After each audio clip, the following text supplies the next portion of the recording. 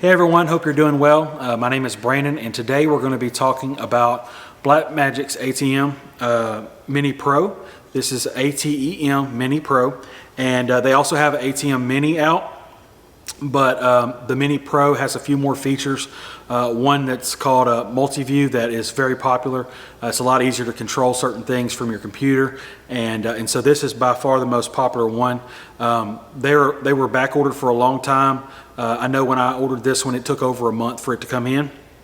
And the reason why is because it's basically an encoder which takes your camera feed and allows it to go online. And then it's also a video switcher. So in other words, you can have multiple inputs, whether it's multiple cameras, a few cameras, and a computer feed.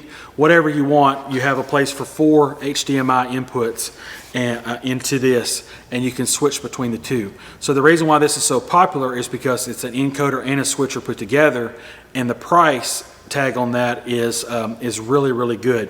It's right around $600. To kind of give you an idea, our church has the Blackmagic Studio HD switcher, and it was about $1,000 just for the video switcher part. Our encoder was around $1,300, and so right there you've spent almost $2,300. And of course, after we got all our equipment, then this comes out, and so that's just kind of how it goes sometimes. We really do love our equipment. It's got a few more things that we can do on it, a little bit more of an upgrade than this, but this is still a really good option, especially for small churches and even medium churches. This is a good professional grade video setup if you want it to be. And so, like I said, it's got 4 HDMI inputs on the back. And then also you have a place for 2 different mic inputs. The one negative thing about this thing that most people complain about is, one, it doesn't have a headphone out to where you can hear what's going on in there. And the other that's a little bit frustrating, I guess, for me is it's only got the 1/8 inch input for the mics. So if you have this, you're going to and you're coming from a soundboard, from an XLR output to an 1/8 inch, you're going from, the whole balance and unbalance issue. You're going to have some other type of equipment. And I'll put the link to one that's made by Art. I use basically it's like a hum eliminator, but you have to feed through that. It's like $75 more, but you're going to want that, because if not, you're going to have a buzz, a hiss, something like that. And it's because you're doing the whole, going from balance to unbalance and all that kind of stuff.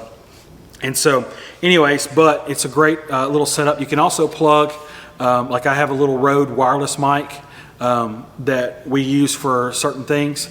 You can plug in one piece straight to this and go. There is about a half a second delay, and so you may have to do some video editing there, or you can configure it in your Blackmagic ATEM settings and fix that part. Anyways, that's a little more in depth than we're going to really go on this.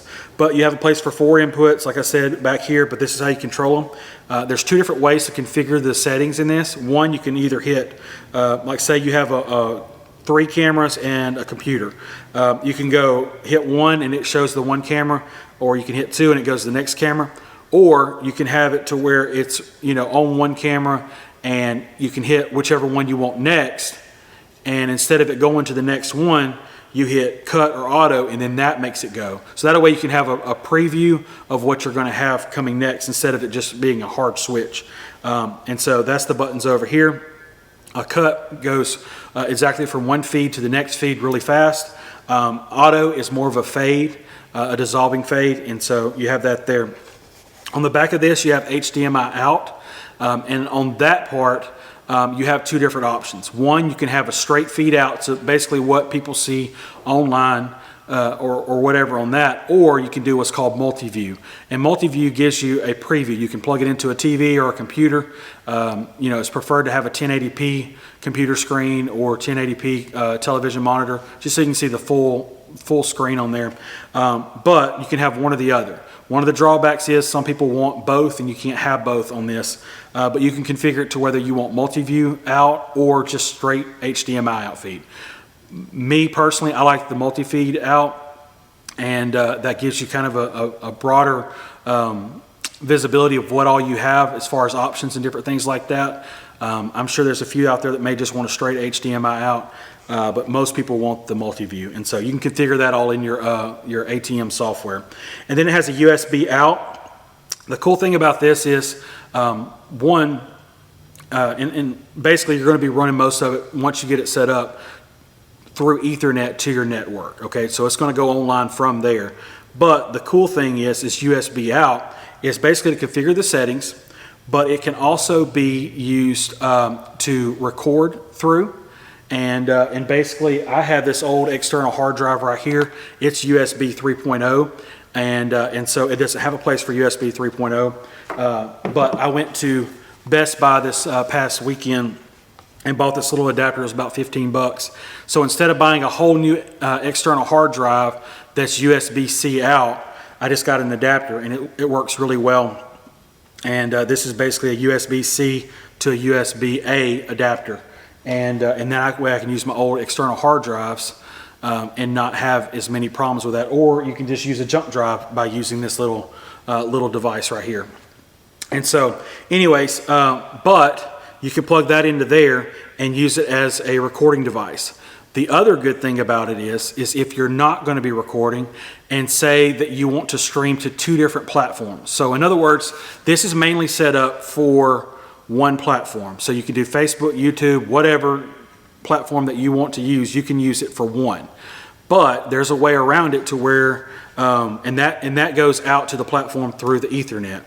There's a way to run USB to your computer, USB-C, and you can do a kind of a runaround, and your computer will recognize this as a web camera instead of a switcher. And so you can run that one in and do Facebook Live from that one, so to speak, and YouTube from the Ethernet. So you can run to 2 different devices. Is it the easiest thing? It's probably not as user-friendly as you want it to be, because this really is just set up for one feed, but it's still doable. So if you want to, you can make it happen for 2, but in the long run, it's really easy for just one. And so you have that. And so basically, if you're not going to be recording and you're not going to be doing the other, the USB is just for setup. So depending on your setup, whether you record or you want to live stream to a second platform, you would use that. If not, then nothing's plugged into the USB out on there. And again, it's USB-C. So you also plug in an Ethernet cord and run it to either your modem or your router and or your switcher, network switcher, whatever it is, and it's going to be controlled from there. To go online, basically you would open up your Facebook or YouTube feed and click on Get Ready to Go Live, type in all your information, and what gives the feed is the buttons over here in the top right hand corner. So the far 2 buttons are for streaming. And so when you hit on air, that sends the feed to your computer. It doesn't go live yet. There was a little bit of misunderstanding whenever it first came out, like you just hit one button and you're going live. It's not that easy. It's still easy, but it's not that easy. But this sends the feed to your computer. And so then all of a sudden your preview on your go live pops up, and then you hit go live when you're ready on the computer. It doesn't have to be directly connected to your computer, so don't freak out about that. And then the next 2 buttons right there are record and stop right there. So if you're recording to USB-C through the USB-C port, then that's where you hit it, and it goes from there. There's also some picture-in-picture stuff up here, and you could put a streaming key in, like if you have a certain logo you want to pop up, you can use that kind of stuff. But picture-in-picture is pretty cool. So if you're a smaller church and say you have a camera feed, but you want the words that are showing up on the screen and you have it run into this box as well, then you can hit picture-in-picture, and you can actually have that feed, whatever's on your projector, in the corner while the video is going. So you can have the words there for it. There's other workarounds where you can adjust it. It doesn't have to be one of the 4 corners. It could be in the middle. You can move all that kind of stuff from the software, but it's a little bit more time consuming to explain all that right on this video. So, and then over here is some different effects that you can do as well. And so if you want to have like transitions between 2 cameras and you have one of them go this way and one of them go this way, whatever, when they're switching, that's what that's for. And so anyways, you have all that right there. As far as here, You have AFV, and then on and all that kind of stuff. That's basically just talking about the video feeds. It's talking about if you want the audio coming from your camera instead of your soundboard, then you click on there. And then you also have volume buttons to turn up the volume on here. And you have more control from your software as well as far as volume stuff. Same thing up here with the microphones. You know, I talked about the 2 imports for the inputs for the volume, the microphone inputs. There up here, you just click on and you can just go up and down on the volume on there. Now, one of the negative things for me personally is it doesn't have a headphone out, which I may have mentioned that, I'm not sure. And so if you want to hear what's coming through your feed, then you're going to have a computer monitor or a TV that has a headphone port out. That's really the easiest way to do it. It's kind of a workaround because there's no output on this. And if you try to watch it online, usually there's a good delay. It could be, you know, up to like 20 or 30 seconds for some.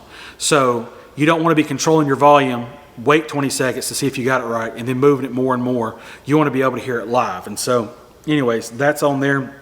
I'll also be showing you some stuff on the ATM software that's on the actual computer, kind of like it's basically all this stuff, but it's on a screen and it gives you previews of each window, and so it's pretty cool there. But anyways, this is a great item, $600 right about, plus you need, you know, the audio workaround if you're coming from a soundboard, and a few other cables and stuff. But this is a great device.